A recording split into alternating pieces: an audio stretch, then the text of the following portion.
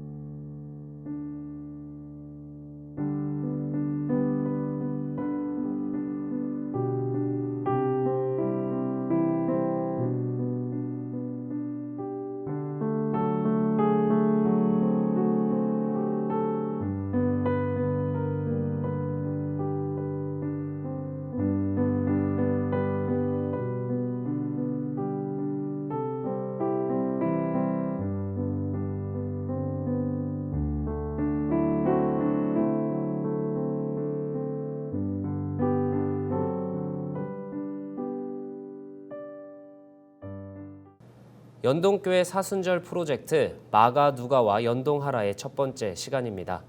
매일 복음서 내용을 이해하는 데 필요한 본문 설명을 드리는 시간입니다. 이 시간이 성도님들의 더 깊은 묵상으로 들어가도록 돕는 마중물이 되면 좋겠습니다. 마가복음 1장입니다. 오늘 다룰 첫 번째 키워드는 복음의 시작입니다. 마가복음 1장 1절은 일종의 마가복음 전체의 표제라고 이해하시면 좋습니다. 하나님의 아들 예수 그리스도의 복음의 시작이라. 각 복음서는 역사적 사실에 기초하지만 그 복음서가 읽히던 공동체의 상황에 따라 조금은 다른 의미들이 부여되어 있습니다. 예를 들면 마태복음의 경우에는 계보로 시작을 하고요. 누가복음은 내력으로 소개한다고 시작합니다. 지금의 말로 표현하자면 리포트 형식이라고 이해하시면 좋습니다.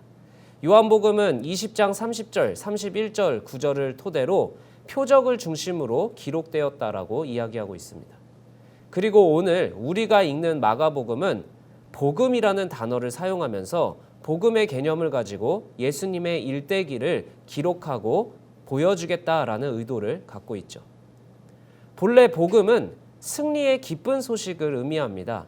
즉 예수 그리스도의 복음의 시작이라는 말은 예수 그리스도가 승리한 기쁜 소식을 선포하겠다라는 뜻이죠. 그런데 그 예수 그리스도가 누구냐? 하나님의 아들이라고 소개를 하고 있습니다. 교재 4페이지에 보시면 마가복음의 수신자가 로마교회와 이방인 성도들이라고 되어 있죠. 이들은 황제가 신의 아들이라고 인정하는 문화권에 살고 있던 사람들입니다. 고난과 핍박 속에서 신앙을 지키는 성도들에게 진짜 하나님의 아들은 로마 황제가 아니라 예수 그리스도가 그들의 진짜 하나님의 아들이며 그 예수님이 이미 승리한 이야기를 이제 선포하겠다라는 뜻입니다. 마가복음 1장의 두 번째 키워드는 능력 있는 왕입니다. 그 이야기는 왕의 길을 준비하는 세례 요한으로 바로 연결이 됩니다. 세례 요한이 광야에서 낙타털 옷과 가죽띠를 띤 모습을 생각해 보시면 열왕기하 1장 8절에 엘리야 선지자와 아주 유사합니다. 엘리야는 거대한 이적과 투쟁을 보여주었던 대표적인 선지자였습니다. 그런데 세례 요한이 엘리야를 떠오르게 한다라는 것은 이제는 엘리야가 보여주었던 것처럼 거대한 투쟁이 시작된다라는 것이죠. 그리고 그 전쟁과 승리를 위해서 준비해야 할 것은 다른 것이 아니라 바로 회개라는 것입니다.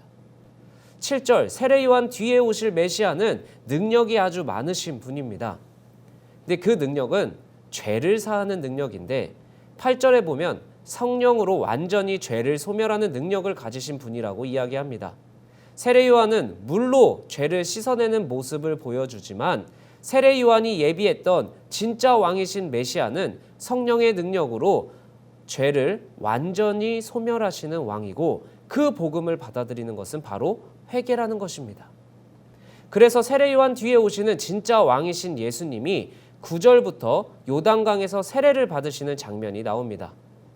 예수님이 자신이 죽으시고 다시 사실 것을 미리 보여주시는 세례 장면 뒤에 성령이 비둘기같이 내려온다라고 쓰고 있습니다. 비둘기같이 내려온다라는 말은 로마의 상징이 독수리인 것과 의도적으로 대비하여 진짜 왕이신 예수님은 평화의 모습으로 이 시대를 다루시겠다라는 겁니다.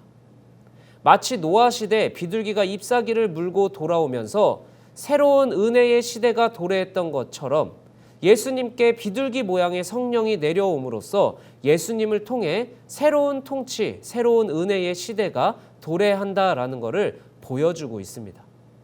요단강에서 세례를 받으신 예수님은 사탄의 시험을 이기시고 들짐승과 천사가 수종을 드는 장면이 나오는데 이 장면 역시 시험에 진 아담은 에덴에서 쫓겨났지만 예수님은 시험을 이기시고 에덴을 회복하신다라는 이미지가 담겨 있는 것입니다.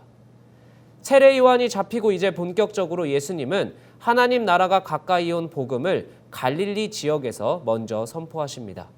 이 갈릴리 지역 또한 교재를 참고하시면 훨씬 이해가 빠르실 겁니다.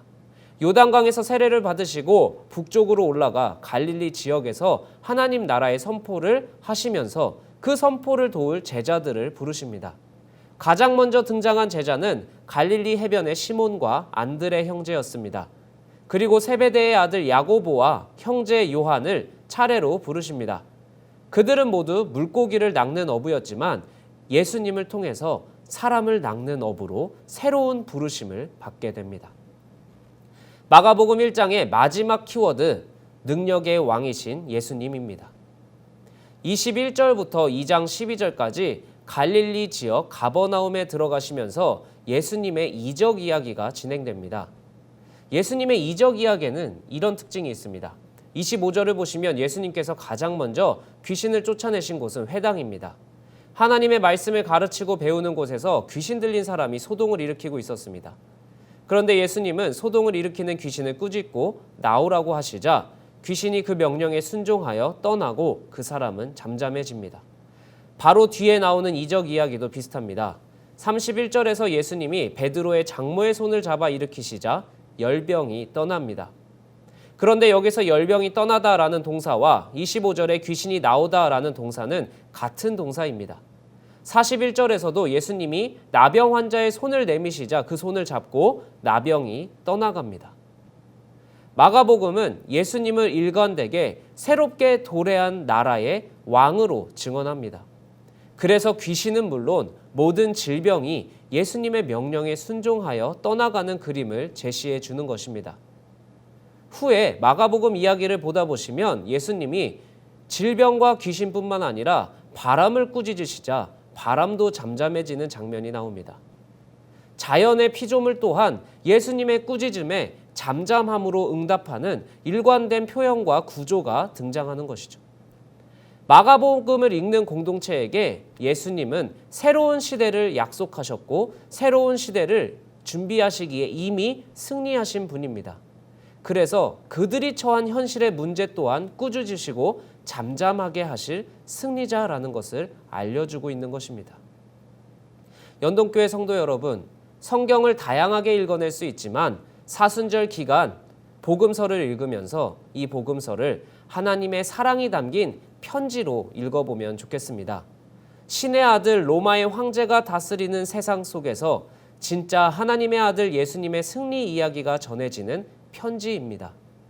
핍박과 고난 속에서도 예수님의 승리, 하나님의 마음이 담긴 이야기로 자신들의 신앙을 다잡았던 초대교회의 믿음처럼 오늘 우리의 삶이 아무리 각박하고 어렵다 하더라도 예수님의 승리 소식을 믿음으로 화답하는 연동교회 성도님들의 사순절 기간이 되기를 축복합니다. 함께 기도하시겠습니다. 먼저 나의 죄를 위해 이 땅에 오신 예수님을 더욱 기억하는 사순절이 되길 원하며 함께 기도합시다. 두 번째로 죽음과 질병, 모든 피조물을 주관하시고 승리하신 예수님이 온 우주의 주인이시며 또한 나의 주인이심을 함께 고백하며 기도합시다. 마지막으로 우리 모두가 예수님이 성취하신 은혜를 누리고 전하는 교회 되길 소망하며 결단으로 함께 기도하며 나아가겠습니다.